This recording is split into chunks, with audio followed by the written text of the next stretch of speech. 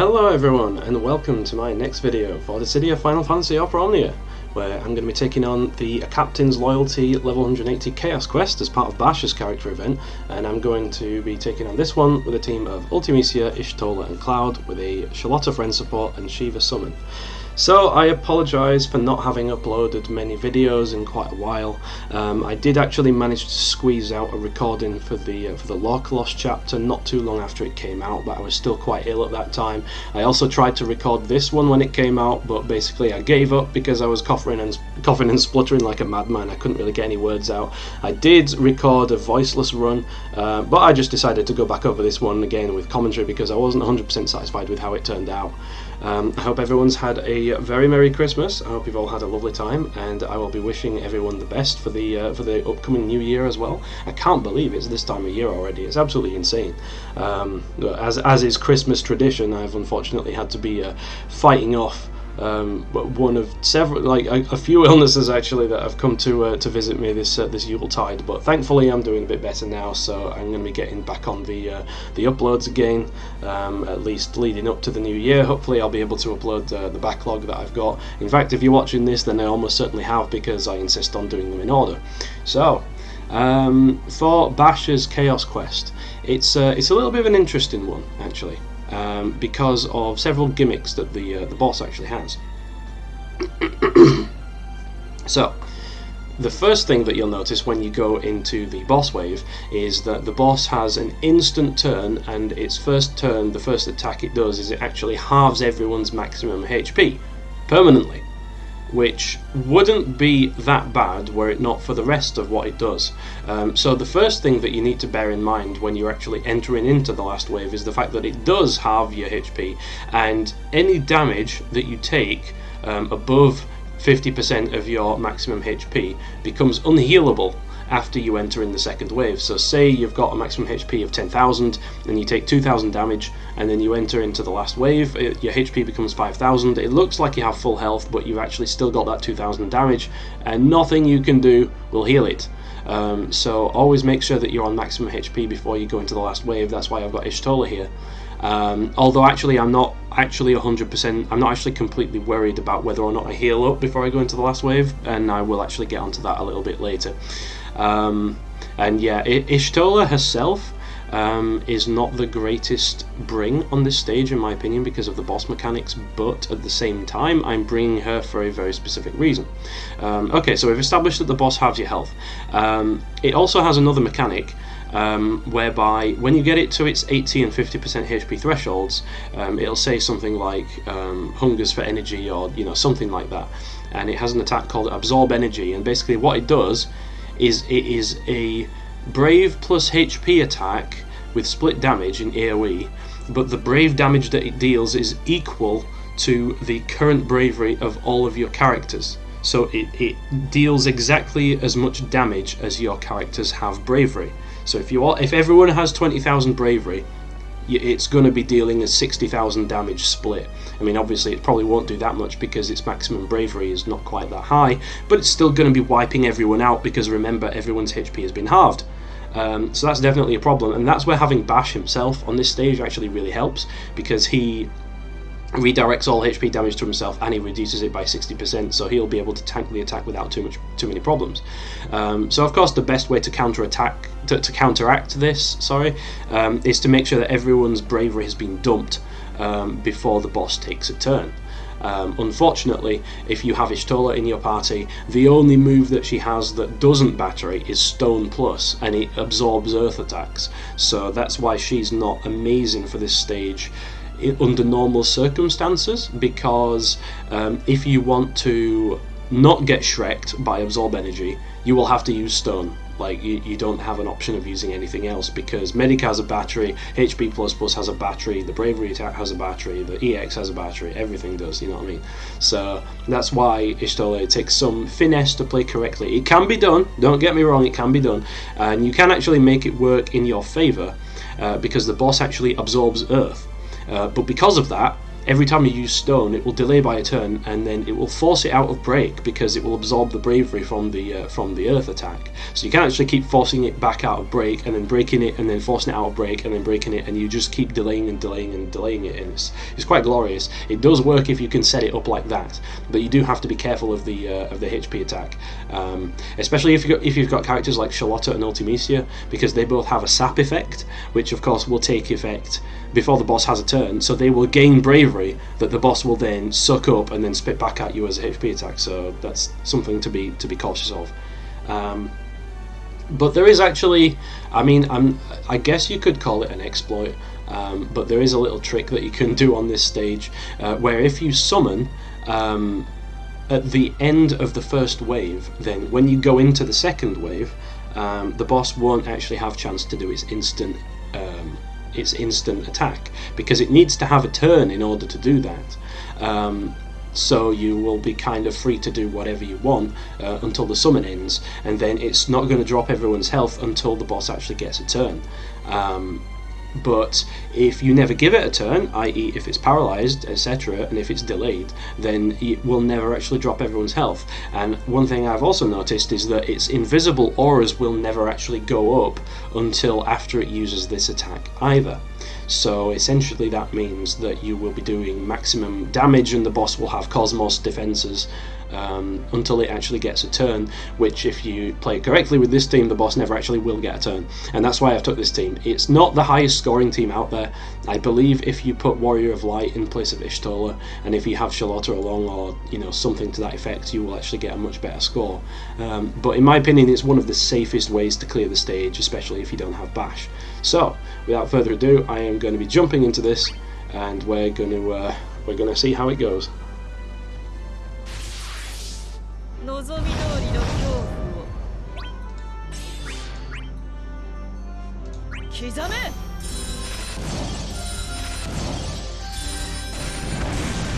So ideally I would have liked for Cloud to have a turn after Ishtola, because I wanted for the launch to happen. In fact, you know what?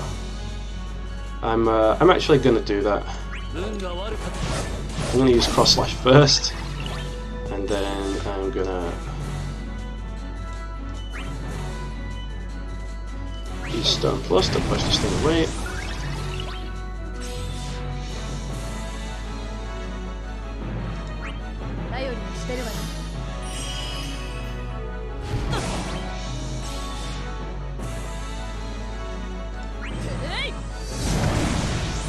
Let's just do this. And yeah, I will finish with touch here.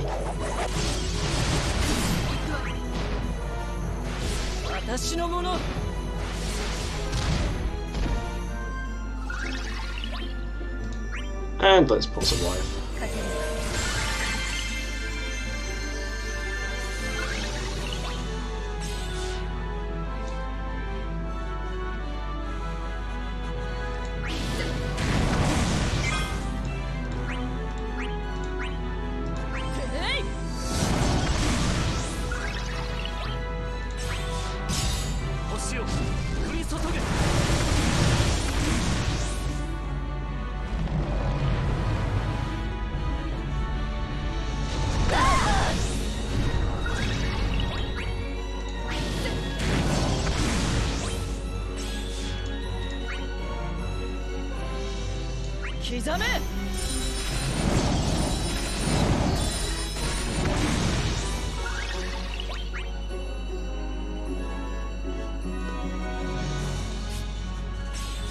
So I don't trust it. I'm definitely going to do a Brave Rejuvenate here, just to make sure that this thing dies.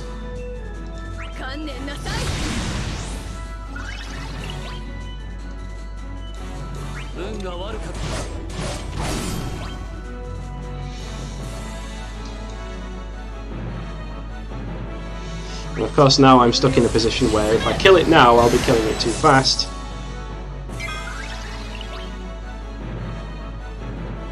We do actually need to make sure we get the summon up. So I'm killing turns a bit here, I admit. Okay, so here we are, that's perfect. When I say perfect, I mean good enough. So we have to summon on essentially the last turn of this wave, and it actually doesn't matter that all of our HPs are not perfect, because, well, you'll see. Because if it doesn't get a turn to drop everyone's health, then it's not going to matter, is it?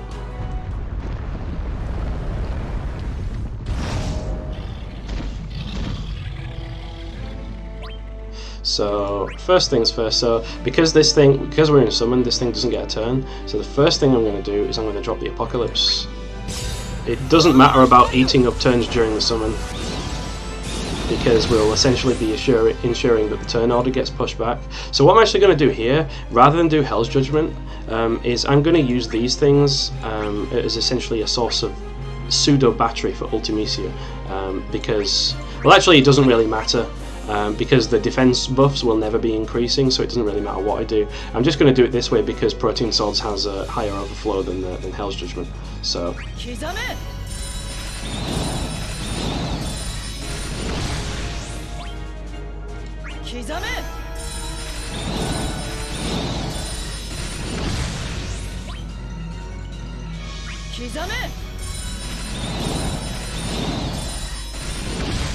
So do actually get up to 60,000 there.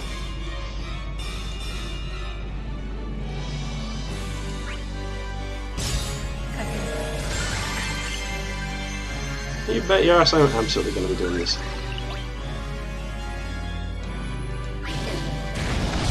So let's do Stun to make it recover from break. And I should kind of use Meteor Rain, but I'm not going to.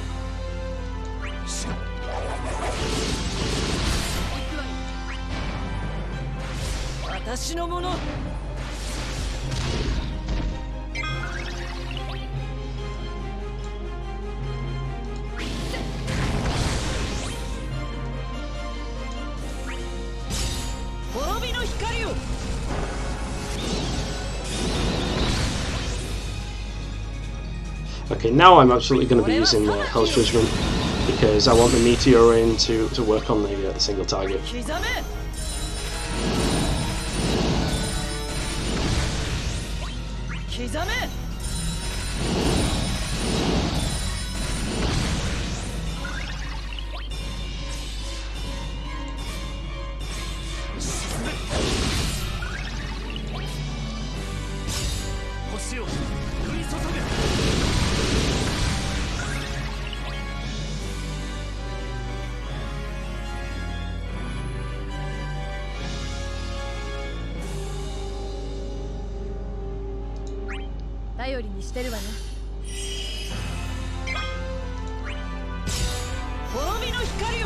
I'll drop the Medica there because we need to keep using skills on Ishtola to make sure that we regen the skills basically with her EX. But I don't want to use a stun when it's already unbroken, if that makes any sense.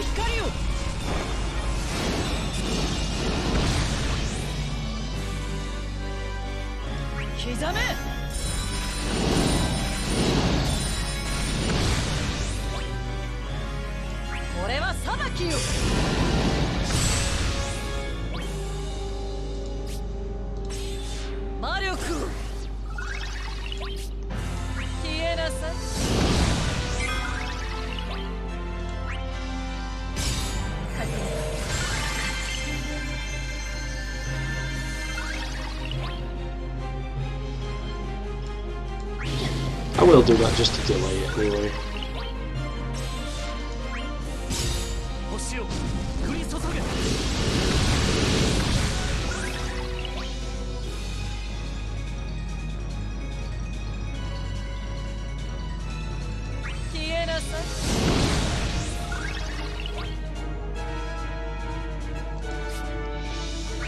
Okay, let's see if we can get a... No, we can't. That's unfortunate.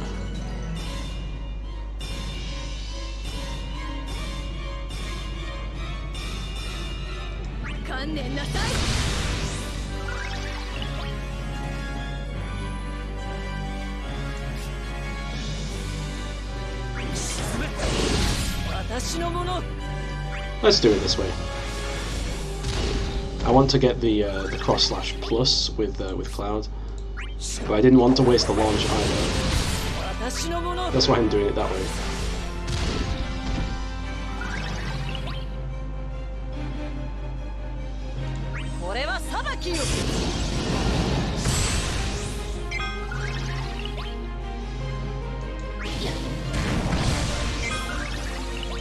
Okay, here we go.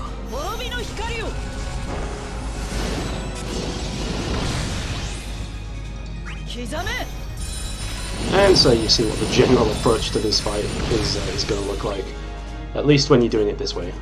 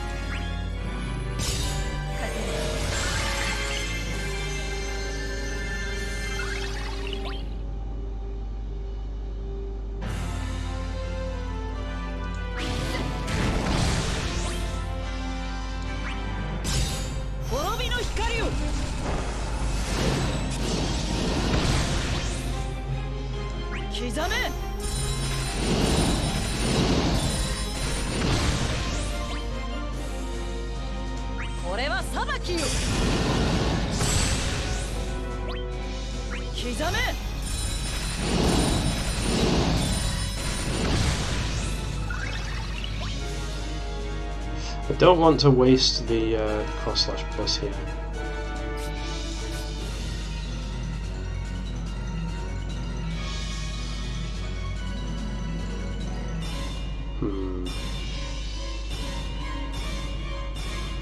But you know, I actually think it'll be okay.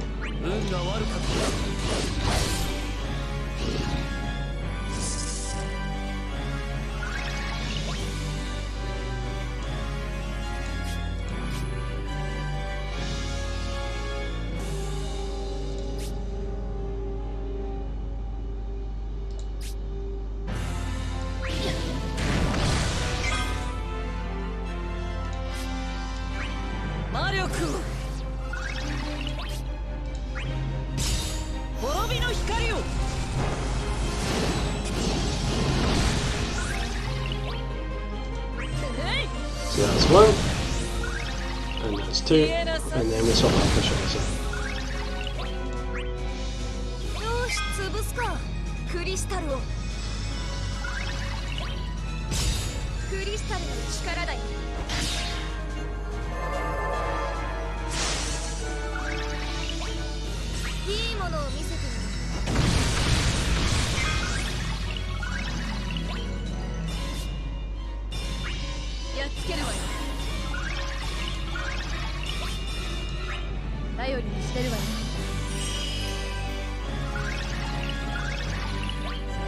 You think I'm going to launch? I'm absolutely going to launch.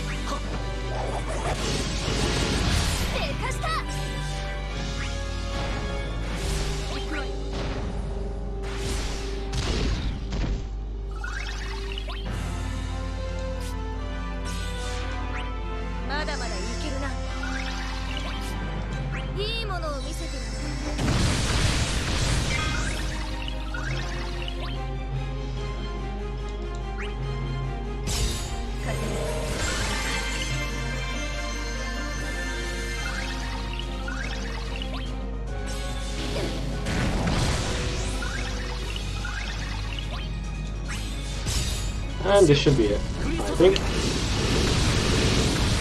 Oh, not quite.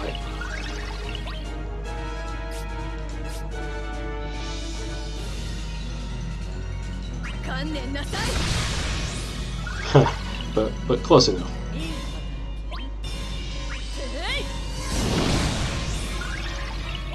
Alright, fine. 50 turns it is.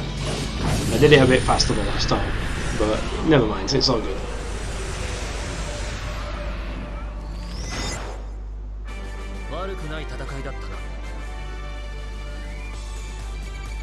And there we go.